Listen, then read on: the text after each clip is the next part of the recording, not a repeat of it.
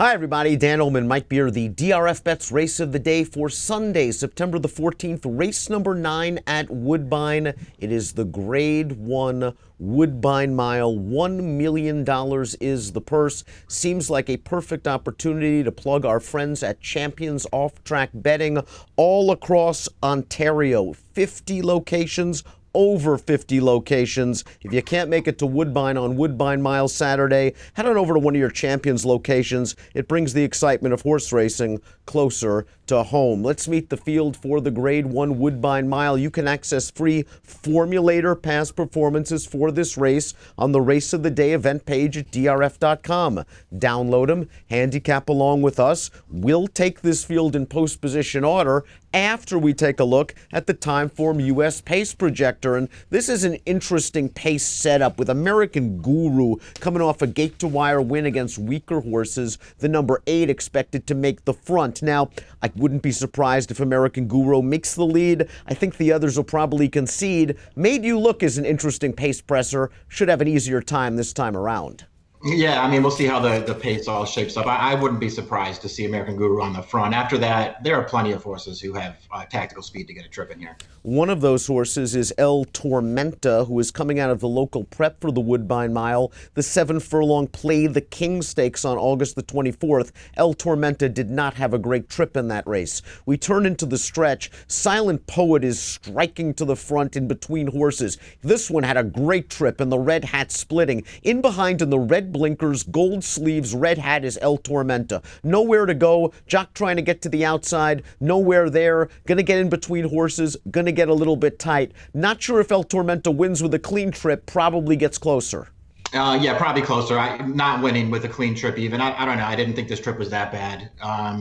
The horse that won the race got a perfect one, but also won fairly easily. I didn't see a huge excuse for this horse who just, really has to improve to beat this field. Another horse that can get a great trip is the tactically minded number 2, LeCullin, and I love the way Kieran McLaughlin's handled this horse. He's obviously had his share of problems. It cost him most of 2018 and the first 6 months of 2019, and he's come back firing with 2 very game wins at Saratoga, including this performance in the Lure, where he sat off a pretty solid pace, is going to make the front right now. And you see, he's a very difficult horse to ride. He's got a mind of his own, Mike. He makes the lead, and he kind of starts looking around and starts weaving. Once he feels Sacred Life getting to him on the outside, he digs back in. Yeah, this is a good performance for this horse. As you say, the pace was pretty strong in this race, and while he wasn't right on it, he kept it within range the entire way, took it over. He only wins by a nose at the end, but he was way better than that. I think he's a dangerous horse in this race. I think he can get the right trip, too. And Sacred Life's a pretty decent Chad Brown train runner in his own right. Horse came back to run second in the Grade 2 Bernard Baruch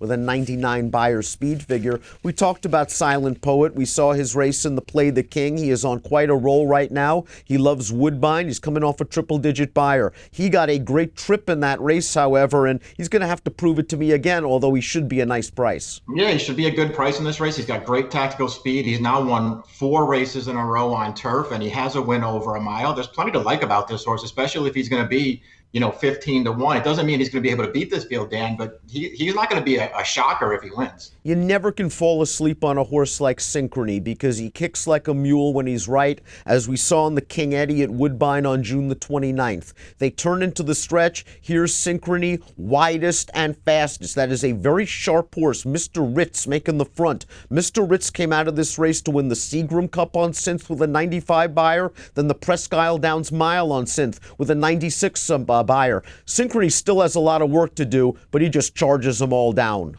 This was a really good performance, especially because he got shuffled around the turn in this race all the way to last, and it just left him with a lot of ground to cover in the stretch. But I mean, he covered it all. He's a really strong finisher. We'll see if this race sets up the right way for him. I don't know if it will, but he is not out of this by any stretch of the imagination. And while that Beyer came back a 95, he has certainly earned speed figures in the past that would make him very tough in this race. Morning line favorite is a filly taking on the boys, and that is the number 5, Got Stormy, for the Cassie Barn. Now listen, we always thought Got Stormy was good. Maybe the Saratoga Springs and the summer air up there just turned her around, because she's been very, very good in her 2 starts at the Spa. She didn't beat the strongest field in the Della Rose, but she beat them comprehensively in that race. And as we turn into the stretch of the Grade 1 4-star Dave, a scant 1 week later, here she is sitting in 4th. Tyler Gaffalione's peeking behind. It looks like he's got plenty of horse, and he's just going to roll by Made You Look, who did a lot of work on the front end. Raging Bull far outside. The number 4 is going to make a run, but Got Stormy with that combination of tactical speed and kick is just real good right now. I know you hate comparisons. Some people are starting talking Tepin Jr. Okay, we'll see what happens with it, with all that stuff. She's been really good in her last 2 races. I don't even know what to say. If she runs the 4-star Dave we just watched, she's going to win this race. Listen, she had a great trip in that race with Guido out there flying on a really fast pace. She just sat off it, but she also really ran through the stretch that twice in a row now. She's the horse to beat in this race, Dan. I won't deny it. The number 6, Awesome Tank, is another filly taking on the boys, and I think she's underrated because I liked her performance in the Grade 1 Beverly D last time out. They were going real fast for that distance, Mike. 46-1, 109-3 for a 9.5 furlong turf race. Awesome's Tank is chasing that loose leader throughout. And then she's got she's got to deal with Sister Charlie in the late stages. All things considered, it was a really good effort. And if she can get forward again, maybe she gets the jump on horses like Got Stormy. She is not out of this. Yeah, the trip could really work for her this time. I actually think cutting back to a mile could really work for her as well. She ran really well last time. She was never going to beat Sister Charlie, but that was a pretty nice performance that she put in there. And she just might get a great trip in this race. Now, Mike, I know you're not the biggest fan of the 7 Raging Bull, but he's just put up his 2 biggest buyer speed figures since blinkers were added to the equation by Chad Brown. We saw the 4-star Dave earlier where Got Stormy got it done. Raging Bull was probably the direct beneficiary of that razor-sharp pace trying to come from last, but it must be said he lost a lot of ground turning into the lane. Yeah, I mean, he did. He had to come around widest in the stretch, and he was, staying on to the end. He did get up for second.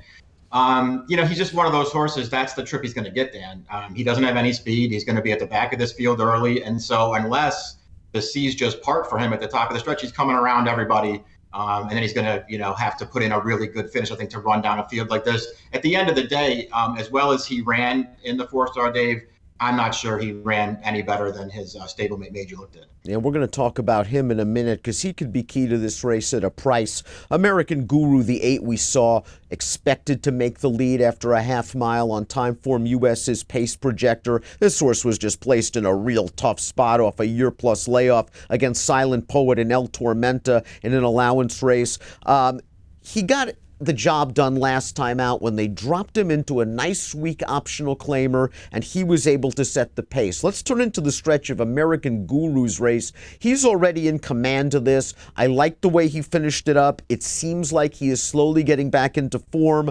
The buyers, though, he still hasn't reached those numbers he earned as a 4-year-old for trainer Jimmy Jerkins. Yeah, I mean, listen, he's a talented horse. There are really no bad races on his card. He came off that layoff 2 back and probably needed that race. Other than that, this horse has been rock solid. He has a lot of speed. He also has some talent to go with it.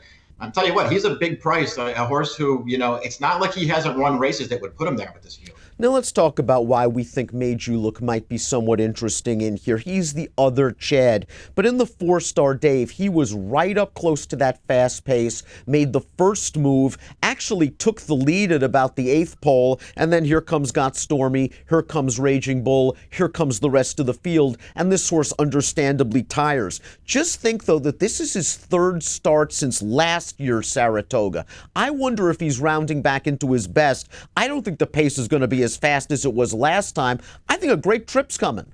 I agree with all that stuff. Yeah, he is a horse. He did miss a lot of time. It even looked like in that Forbidden Apple off the layoff, that was a race that he really needed. He made a run into that race, and you could just see him flatten out at the end, like he got a little tired off that layoff. He took a big step forward last time.